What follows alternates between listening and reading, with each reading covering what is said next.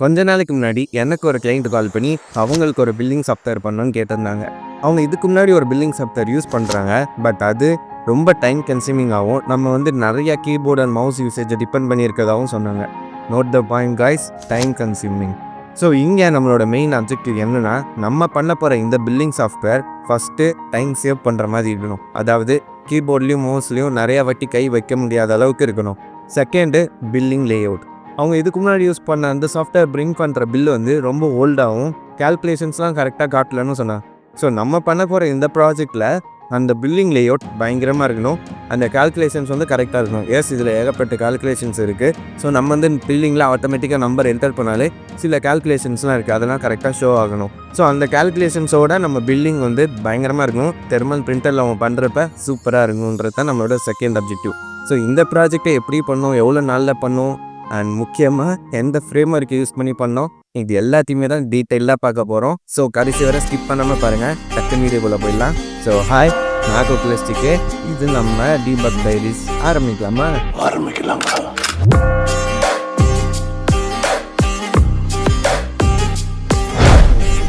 அன்றைக்கி அந்த கிளைண்ட் என்கிட்ட பேசினோன்னே நம்ம ஒரு வாட்டி நேர்லேயே போய் பார்த்துடலாம். இதுக்கு முன்னாடி அவங்க என்ன யூஸ் பண்ணியிருந்தாங்க நேர்லேயே போய் பார்த்தா தான் எனக்கு ஒரு ஐடியா கிடைக்கும். ஏன்னா அவங்க ஃபோனில் சொன்னது எனக்கு அந்த அளவுக்கு எனக்கு புரியல. சில கால்குலேஷன்ஸ்லாம் சொன்னாங்க. ஸோ நம்ம நேர்லேயே போய் பார்த்துலான்னு சொல்லிட்டு நேர்லேயே அவங்களோட இடத்துக்கு போனேன்.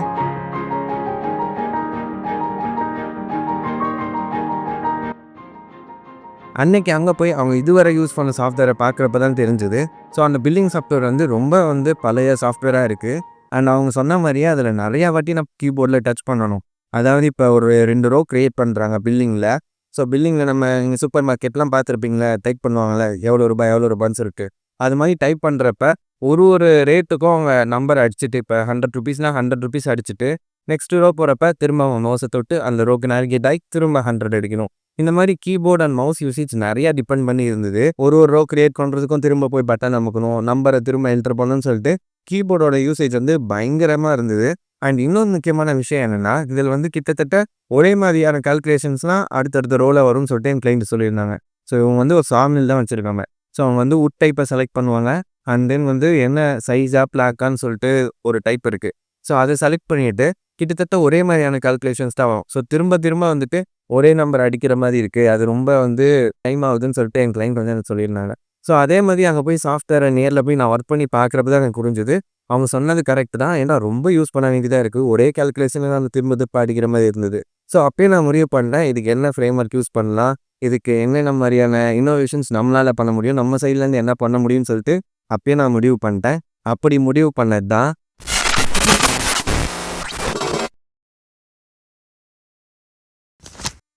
ஸோ ஏன் நான் ரியாக்ட் ஜாவா ஸ்கிரிப்ட் சூஸ் பண்ணால், இந்த மாதிரியான கால்குலேஷன்ஸ்லாம் நம்ம ஜாவா ஸ்கிரிப்டில் எழுதுகிறப்ப எனக்கு ரொம்ப ஈஸியாக இருக்கும்னு தோணுச்சு. ஸோ நம்ம டைப் ஸ்கிரிப்டோ இல்லை ஃப்ளட்டரோ போகிறதுக்கு பதிலாக நம்ம ரியாக்ட் ஜாவா ஸ்கிரிப்ட் போனோம்னா நம்மளால் வெப் ஈஸியாக டிசைன் பண்ண முடியும். அண்ட் இந்த கால்குலேஷன்ஸ்க்கு ஏற்ற மாதிரி நம்ம ஸ்கிரிப்டை வந்து டக்குன்னு மாற்றி எழுதிக்கலாம்னு தோணுச்சு. ஸோ அதனால் அங்கேயே நான் முடிவு பண்ணிட்டேன், நம்ம பண்ணால் இதை வந்து ரியாக்ட் ஜாவா ஸ்கிரிப்டில் தான் பண்ண போகிறோம். தென் இங்கே வந்து நான் என்னோட டீம் கிட்டே இந்த ஐடியாஸை சொன்னேன். ஸோ இதில் இன்னோவேஷனாக என்ன ஆட் பண்ண முடியும், அவங்களோட டைம், அதாவது கீபோர்ட் அண்ட் மவுஸ் யூசேஜை குறைக்க என்னென்னலாம் பண்ண முடியும்னு சொல்லிட்டு நிறைய யோசிச்சுட்டு இருந்தேன். என் டீம் கூடயும் டிஸ்கஸ் பண்ணிட்டு இருந்தேன். அண்ட் முக்கியமாக இன்னொரு விஷயம், நம்மளோட சப்ஸ்கிரைபர்ஸ் 3 பேரும் இந்த டீமில் இருந்தாங்க. அவங்களுமே இந்த சாஃப்ட்வேர் பில்ட் பண்ணுறதுல ஒர்க் பண்ணியிருந்தாங்க, இந்த ஒரு வெப் ஆப்பை பில்ட் பண்ணுறதுல ஒர்க் பண்ணியிருந்தாங்க. ஸோ அவங்களோட ரோலும் ரொம்ப நல்லா இருந்துச்சு. அவங்களும் சில ஐடியாஸ்லாம் கொடுத்தாங்க. அவங்களுக்கு நம்மளும் சில விஷயம்லாம் சொல்லி கொடுத்தோம். ரியாக்ட் டைப் சில பேர் வந்து இப்போ தான் ரியாக்டில் ஜாவா ஸ்கிரிப்டில் ஃபஸ்ட் டைம் ஒர்க் பண்ணுறாங்க. ஸோ அவங்களுக்குமே ஒரு நல்ல எக்ஸ்பீரியன்ஸாக இது இருந்தது. இமேஜில் நீங்கள் பார்த்தீங்கனாலே தெரியும், உட் டைப் செலக்ட் பண்ணுற மாதிரி இருக்கும். இது வந்து ஒரு பில்லிங்காக தான். ஸோ உட் டைப் இருக்கும். அண்ட் பில் டைப்பில் வந்து ட்ராப் டவுனில் நீங்கள் இங்கே பார்த்தீங்கன்னா உங்களுக்கு நிறையா காட்டும், சைஸு பிளாங்க்ஸ்ன்னு சொல்லிட்டு. ஸோ நம்ம வந்து 2 ட்ராப் டவுன் தான் ஆட் பண்ண போகிறோம் இதில். ஓகே, இப்போ வந்து வெப்சைட்டை டிசைன் பண்ணலான்னு சொல்லிட்டு டிசைன் பண்ண ஆரம்பித்தேன். ஸோ ஃபஸ்ட்டு வந்து நம்மளே பண்ணுவோம்னு சொல்லிட்டு ஃபஸ்ட்டு ஜென்ரலாக ஒரு டிசைன் வந்து பென் அண்ட் பேப்பர்லேயே வரைய ஆரம்பித்தேன். ஸோ அதில் வந்து நம்ம அந்த ரோஸ் இப்போ பார்த்தீங்கன்னா மேலே வந்து அந்த கடையோட நேம், ஷாப்ஸ் நேம் இருக்கும். அதுக்கடுத்து டேபிள், இந்த டேபிள் தான் நம்மளோட மெயின் பேஜே கரெக்டாக. ஸோ இங்கே வந்து நம்ம உட் டைப்பை செலக்ட் பண்ணுவாங்க. அதில் வந்து சைஸாக பிளாங்கான அடுத்த ட்ராப் டவுனில் செலக்ட் பண்ணுவாங்க. தென் L/P/H அந்த ஃபார்முலா தான். L/B/H இந்த 3 நம்பர் என்டர் பண்ணுவாங்க. தென் அதோட எத்தனை கிலோன்றதை என்டர் பண்ணுவாங்க. தென் 1 கிலோ எவ்வளோ ப்ரைஸ்ன்றதை என்டர் பண்ணுவாங்க. ஸோ இந்த என்டர் பண்ணுறப்ப ஆட்டோமேட்டிக்காக நம்ம ஒரு ஃபார்முலா இருக்குது, L/B/H/144ன்னு சொல்லிட்டு. ஸோ அது இன்ட்டு எத்தனை கிலோ இன்ட்டு ப்ரைஸ்ன்னு சொல்லிட்டு போட்டு நமக்கு டோட்டல் வந்து காட்டணும். ஸோ இது எல்லாமே அடுத்தடுத்து நடந்துக்கிட்டே இருக்கணும். ஒரு ஒரு ரோவுக்கும் இதான் கால்குலேஷன். ஸோ சைஸ்னா வந்து 144ஆல் டிவைட் பண்ணுவோம். பிளாக்னா 12ஆல் டிவைட் பண்ணுவோம். ஸோ இந்த மாதிரி டிவிஷனில் சில ஃபார்முலாஸ் இருக்குது. இந்த மல்டிப்ளிகேஷனில் சில ஃபார்முலாஸ் இருக்குது. ஸோ இந்த ஃபார்முலாஸ்லாம் இம்ப்ளிமெண்ட் பண்ணி நம்ம ஒரு டேபிளை பில்ட் பண்ணணும். ஓகேன்னு சொல்லிட்டு நானே வந்து ரியாக்டில் ஸ்டார்ட் பண்ணேன். ஸோ ரியாக்ட் ஃப்ரேம் ஒர்க்கில் ஃபஸ்ட்டு டேபிளை க்ரியேட் பண்ணலான்னு சொல்லிட்டு இந்த மெயின் ஹோம் பேஜை ஸ்டார்ட் பண்ணேன். ஸோ இந்த ஹோம் பேஜில் வந்து அந்த டேபிள் லேஅவுட் க்ரியேட் பண்ணியாச்சு. பட் நான் ஃபஸ்ட்டு க்ரியேட் பண்ண டிசைனு எனக்கு சுத்தமாக பிடிக்கவே இல்லை. நல்லாவே இல்லை சுத்தமாக. அண்ட் அதே மாதிரி என்னோடய டீமில் இருக்கவங்களும் நிறைய டிசைன்ஸ் க்ரியேட் பண்ணாங்க. அது எதுவுமே எனக்கு பிடிக்கவே இல்லை. ஏன்னா எதுவுமே அந்த அளவுக்கு ப்ரொஃபஷனலாக இல்லை. பார்க்க வந்து ஒரு லுக்காக இல்லை. ஸோ ரொம்ப ரொம்ப வஸ்ட்டாக இருந்தது. ஸோ இந்த டிசைன் என்ன பண்ணலாம், எந்த மாதிரியான டிசைன் பண்ணலாம், கொஞ்சம் ப்ரொஃபஷனலாகவும் இருக்கணும், மாடர்னாகவும் இருக்கணும்னு சொல்லிட்டு அந்த டிசைனை தேடவே எனக்கு 3 to 4 days ஆயிடுச்சு. ஸோ இந்த மாதிரி ஒருத்தரும் ஒரு டிசைன் பண்ணி கொடுத்தாலுமே அந்த எந்த டிசைனுமே எனக்கு சுத்தமாக பிடிக்கல. ஸோ இது வேணாம் இது வேணான்னு சொல்லிட்டு இதிலே 4 days ஆயிடுச்சு. தென் 4 daysக்கு அப்புறம் நாங்கள் பண்ண இந்த டிசைன்னா இப்போ நீங்கள் பார்த்துட்ருக்கீங்க. இந்த டிசைன் எனக்கு ரொம்பவே ஓகேவாக இருந்தது. ஏன்னா அதில் டேபிள் வந்து கரெக்டாக இருந்தது, பேக்ரவுண்டு வந்து ஒயிட் கரெக்டாக இருந்தது, நமக்கு ஈஸியாக இருக்குது, நமக்கு பார்க்குறதுக்கும் ஈஸியாக இருந்தது. அண்ட் கலர் பேலட்டும் நல்லா இருந்தது. அந்த பட்டன்ஸாக இருக்கட்டும், டெலீட் பட்டன்ஸாக இருக்கட்டும், அதோட கலர் பேலட்டுமே நல்லா இருந்தது. ஸோ இந்த டிசைன் ஓகே, அப்பாடா எப்படி ஒரு வழியாக டிசைன் பண்ணிட்டோம். இப்போ அதுக்கடுத்து நம்மளோட மெயின் இன்னோவேஷன் என்ன, கீபோர்டு அண்ட் மவுஸ் யூசேஜை குறைக்கும். இதுக்கு என்ன பண்ணலாம்னு சொல்லிட்டு யோசிக்க ஆரம்பித்தேன். ஸோ இப்படி ஒரு 3 to 4 days நம்ம டிசைனை வந்து கன்ஃபார்ம் பண்ணியாச்சு. வேறு டிசைனை பார்த்து வேறு டிசைன் ட்ரை பண்ணி இந்த டிசைனை லாக் பண்ணிட்டோம். பட் இப்போ தான் ரியல் சேலஞ்சே ஆரம்பிக்குது. ஸோ நம்மளோட மெயின் சேலஞ்ச் என்ன, நம்மளோட மெயின் அப்ஜெக்டிவ் என்ன, நம்ம வந்து கீபோர்ட் அண்ட் மவுஸ் யூசேஜை குறைக்கணும் கரெக்டாக. ஸோ அதுக்கு நம்மளால் என்ன பண்ண முடியும்னு சொல்லிட்டு யோசிக்க ஆரம்பித்தேன். ஃபஸ்ட்டு வந்துட்டு அந்த ஒரு நிறைய கீஸ் ஆட் பண்ணேன். அங்கே பக்கத்துலேயே வந்து அந்த காப்பி கீ பார்த்துருப்பீங்க, அந்த டிலீட் கீ பார்த்துருப்பீங்க. ஸோ அந்த அந்த ஒரு காப்பி ஐக்கான் தொட்டால் ஆட்டோமேட்டிக்காக அடுத்த ரோ காப்பி ஆகும். தென் வந்து என்ட்ரு கொடுத்தா நியூ ரோ க்ரியேட் ஆகும். இந்த மாதிரி சில கீஸை வச்சு நான் கொஞ்சம் ப்ளே பண்ணலாம்னு சொல்லிட்டு அந்த கீஸை வச்சு ப்ளே பண்ணிகிட்டு இருந்தேன். ஸோ அந்த ஒரு டேபிளுக்குள்ளே நம்மளால் என்னென்ன கீஸ் ஆட் பண்ண முடியும், அதை தொட்டால் டக்குன்னு அடுத்த ரோ க்ரியேட் பண்ணணும். அண்ட் அது மட்டும் இல்லாமல் யூசர் வந்து ஒரு அக்கௌண்ட் க்ரியேட் பண்ணி ஒரு டேபிள் என்டர் பண்ணுறாங்க, ஒரு பில்லை பிரிண்ட் பண்ணுறோன்னா நெக்ஸ்ட் டைம் வந்துட்டு அவங்க திரும்ப அந்த டேபிளில் டைப் பண்ண தேவையில்ல. ஆட்டோமேட்டிக்காக அவங்க ப்ரீவியஸாக பண்ண பில்லை வந்து லோட் பண்ணி இதில் லோட் பண்ணிக்கலாம். இந்த டேபிளில் ஆட்டோமேட்டிக்காக லோட் ஆகிடும். ஆட்டோமேட்டிக்காக அந்த நம்பரில் வந்துடும். ஸோ எங்கே சேஞ்ச் பண்ணுமோ அது மட்டும் சேஞ்ச் பண்ணால் போதும். இந்த மாதிரி ஒரு ஐடியா பண்ணேன். தென் மூணாவதாக என்ன ஐடியா பண்ணேன்னா டெம்ப்ளேட்ஸ். சில டெம்ப்ளேட்ஸ் இதில் பேசிக்காக நிறைய டெம்ப்ளேட்ஸ் இருந்தது. ஸோ அவங்க எதை நிறைய யூஸ் பண்ணுவாங்கன்ற அந்த டெம்ப்ளேட்ஸை ஃபைன் பண்ணி அந்த டெம்ப்ளேட்ஸ் ஆட் பண்ணிட்டேன். ஸோ அந்த டெம்ப்ளேட்ஸ் அவங்க லோட் பண்ணாலே ஆட்டோமேட்டிக்காக ரோஸ்லாம் க்ரியேட் ஆகிடும். அதில் நிறைய நம்பர்ஸும் வந்துடும். எங்கே சேஞ்ச் பண்ணணுமோ அவங்க மட்டும் சேஞ்ச் பண்ணலான்னு சொல்லிட்டு இந்த மாதிரியான ஒரு 3 ஐடியாவை நான் ஃபார்ம் பண்ணேன். ஃபஸ்ட் ஐடியா வந்துட்டு அந்த காப்பி ஐக்கான், டெலீட் ஐக்கான், தென் என்ட்ரு கொடுத்து அடுத்த ரோ க்ரியேட் ஆகிறது இந்த மாதிரி. செகண்ட் ஒன் வந்து அவங்களோட ப்ரீவியஸ் ஹிஸ்ட்ரியிலேருந்து அப்படியே அந்த நம்பர்ஸ் லோட் ஆகுறது. தேர்ட் ஒன் வந்து நம்ம ரெடிமேடாக ஒரு டெம்ப்ளேட்ஸ் வச்சுருக்கோம். ஸோ அந்த டெம்ப்ளேட்ஸை கொடுத்தோம்னா ஆட்டோமேட்டிக்காக நம்பர்ஸ்லாம் லோட் ஆகிடும். அதை சேஞ்ச் பண்ணால் போதும். ஸோ இந்த 3 ஐடியா எனக்கு நல்லா ஒர்க் ஆகும். கண்டிப்பாக இது அவங்களோட டைமை குறைக்கும்னு எனக்கு தோணுச்சு. ஸோ இதை 3த்தையும் இம்ப்ளிமெண்ட் பண்ணலான்னு சொல்லிட்டு ரியாக்டில் இதுக்கான பேஜஸ், இதுக்கான லாஜிக்ஸ் எல்லாம் க்ரியேட் பண்ண ஆரம்பித்தேன். ஸோ அப்படி நம்ம க்ரியேட் பண்ணி ஒர்க் பண்ணுறப்ப அது ரொம்பவே நல்லா ஒர்க் ஆகிடுச்சு. ஸோ ஹிஸ்ட்ரிஸ்லேருந்து லோட் ஆகி நமக்கு ரெக்கமெண்ட் பண்ணுறதாகட்டும், தென் வந்துட்டு டெம்ப்ளேட்ஸ்லேருந்து நம்ம லோட் பண்ணுறதாகட்டும், அது எல்லாமே ரொம்ப டைமை சேவ் பண்ணுற மாதிரி இருந்தது. ஓகே, நம்ம வந்து அச்சீவ் பண்ணிட்டோம், ஃபஸ்ட் அப்ஜெக்டிவ் அச்சீவ் பண்ணிட்டோம்னு நினச்சேன். ஸோ அது முடிச்சிட்டோன்னே செகண்ட் வந்து பில்லிங் பேஜ். ஸோ பில்லிங் பேஜில் என்ன பண்ண போகிறோம், கரெக்டான ஒரு பில் லேஅவுட்டை பண்ண போகிறோம். ஸோ இந்த பில்லிங் பேஜ் தான் அடுத்து நமக்கு இருக்க மிகப்பெரிய சேலஞ்ச். ஸோ இந்த பில்லிங் பேஜில் என்ன பண்ணுவாங்கன்னா, பொதுவாக ரியாக்டில் வந்துட்டு சில பேக்கேஜஸ் வந்து இன்ஸ்டால் பண்ணுவாங்க. ஸோ டெர்மினலில் வந்து npm ரன் கொடுத்து சில npm இன்ஸ்டால் கொடுத்து சில பேக்கேஜஸை நம்மளால் இன்ஸ்டால் பண்ண முடியும்.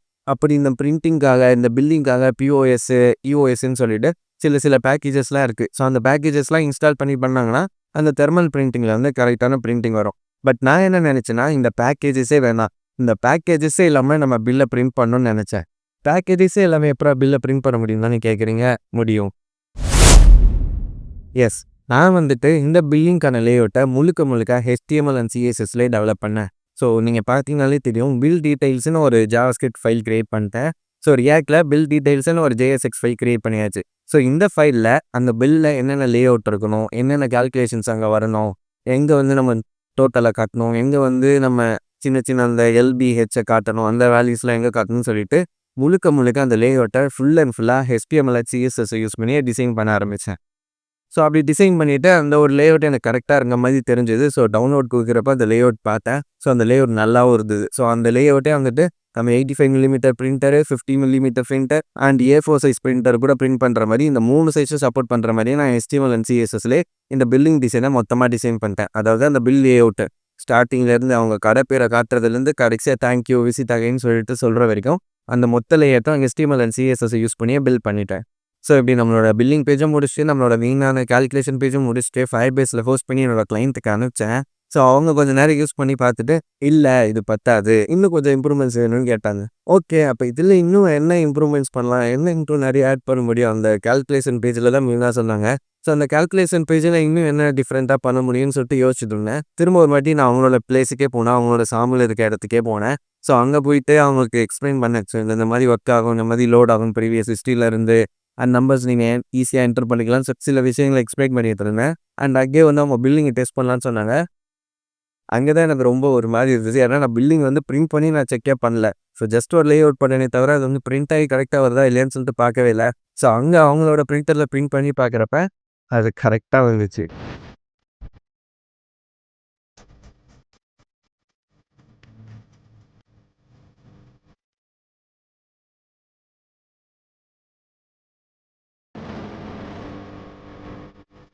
அப்போ தான் ஹப்பா நம்ம HTML CSS பண்ணி யூஸ் பண்ணதே நல்லா தான் இருக்குது, அந்த லேஅவுட் அவங்க நல்லா இருக்குன்னு சொன்னாங்க. ஓகே, அப்போ பிரிண்டிங் வந்து நம்ம முடிச்சிட்டோம், அந்த கால்குலேஷன் மட்டும் தான் முடிக்கணும்னு சொல்லிட்டு சரி ஓகே நான் அடுத்து அப்டேட் பண்ணிட்டு வரேன்னு சொல்லிட்டு வீட்டுக்கு வந்துட்டேன். ஸோ வீட்டுக்கு வந்துட்டு வேறு என்ன இன்னோவேஷன்ஸ் வேறு என்ன பண்ணலாம் இந்த டேபிள்னு சொல்லிட்டு நிறைய யோசிச்சுட்டு வந்தேன். அப்போ தான் எனக்கு ஒரு ஐடியா கிடைச்சது, ஷார்ட்கட்ஸ்.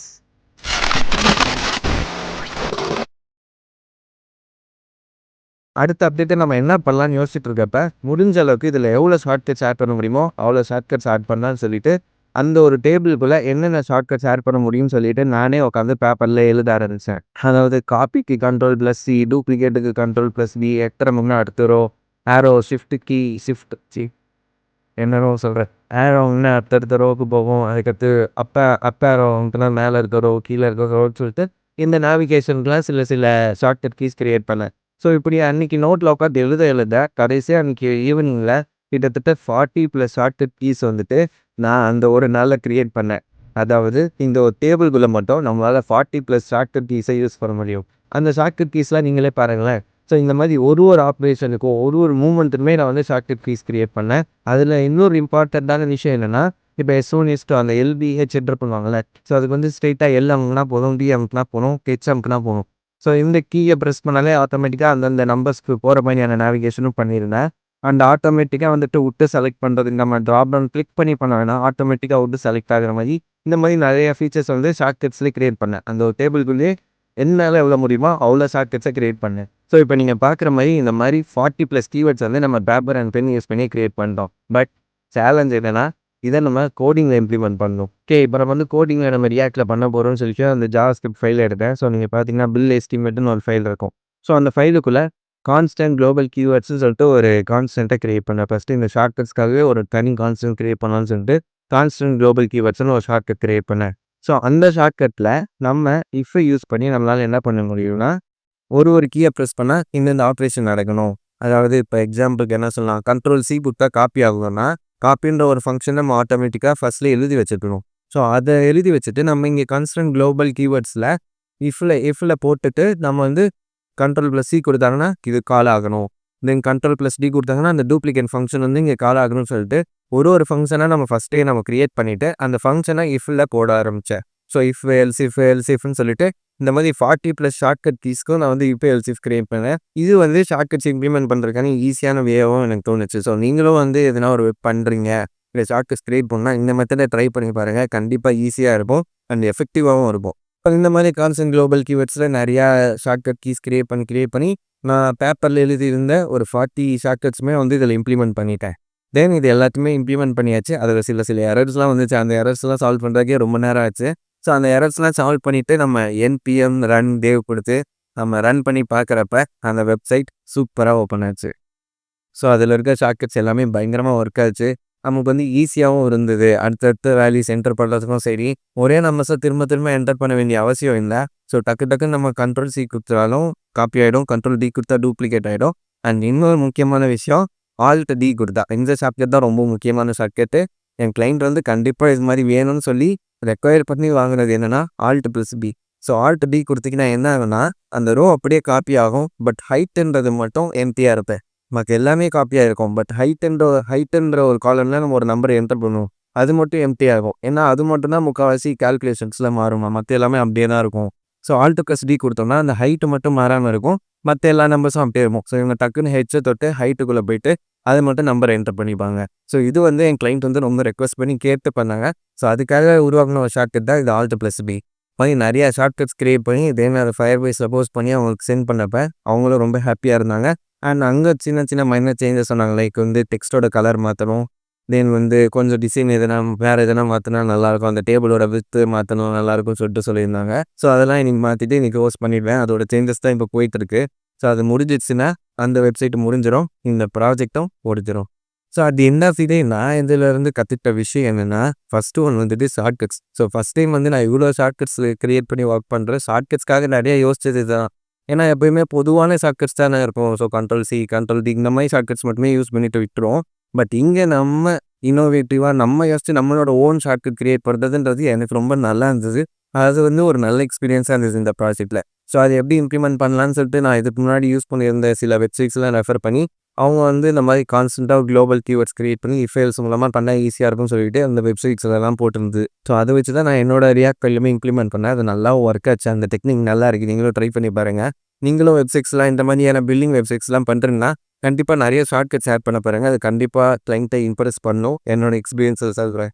ஸோ அந்த பில்டிங்கில் வந்து நான் லாஸ்ட்டாக சில சேஞ்சஸ் பண்ணேன். லைக் பில்டிங்கோட எண்டில் ஒரு நல்ல கோட் ஆட் பண்ணுறது, லைக் உட்டுக்கு ரிலேட்டடாக ஒரு கோட் ஆட் பண்ணுறது.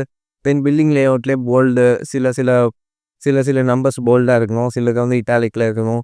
அண்ட் அவங்களோட நம்பர், அந்த கம்பெனியோட நம்பர், அந்த கடையோட அட்ரஸ் இந்த மாதிரியான சில விஷயங்கள்லாம் ஆட் பண்ணேன். ஸோ அதுவுமே அவங்களுக்கு ரொம்ப பிடிச்சிருந்தது. Yes, the client is fully satisfied. இந்த ப்ராஜெக்ட்டில் நம்மளோட சப்ஸ்கிரைபர்ஸோட ரோலும் நிறையா இருக்குது. அவங்களுமே டிசைனிங்லேயும் சரி, இந்த டேபிள் க்ரியேஷன்லேயும் சரி அவங்களும் நிறையா ஹெல்ப் பண்ணாங்க. அவங்க ஒரு 3 பேர் வந்து இந்த டீமில் ஒர்க் பண்ணாங்க. ஸோ சப்ஸ்கிரைபர்ஸ் வந்து அவங்களுக்கு ஒரு நல்ல எக்ஸ்பீரியன்ஸாக இருக்குன்னு சொன்னாங்க. அண்ட் தென் எனக்குமே ரொம்ப நல்ல எக்ஸ்பீரியன்ஸாக இருந்தது. அண்ட் உங்களுக்கு எப்படி இருந்தது? நல்ல எக்ஸ்பீரியன்ஸாக இருந்ததா? எதுனா கற்றுக்கிட்டிங்களா? இதுனா ஒரு இன்ஸ்பிரேஷன் உங்களுக்கு கிடைச்சதான்னு சொல்லிட்டு கீழே கமெண்ட்டில் போடுங்க. அண்ட் வீடியோ பிடிச்சிருந்தா மறக்காமல் உங்கள் ஃப்ரெண்ட்ஸ்க்கெலாம் ஷேர் பண்ணுங்கள். அடுத்தடுத்து நிறையா வீடியோஸ், நிறையா ப்ராஜெக்ட்ஸ் வந்துட்டுருக்கு. மறக்காமல் சப்ஸ்கிரைப் பண்ணிக்கோங்க. அடுத்த வீடியோவில் பார்ப்போம். அது வரைக்கும் எல்லாரும் சாப்பிட்டு சேஃபாக இருங்க. மழை வேறு பெஞ்சிட்டே இருக்குது. சேஃபாக இருங்க. ரோட்லலாம் போகிறப்ப சேஃபாக போயிட்டு வாங்க. அடுத்த வீடியோவில் பார்ப்போம். Tata, bye bye, take care.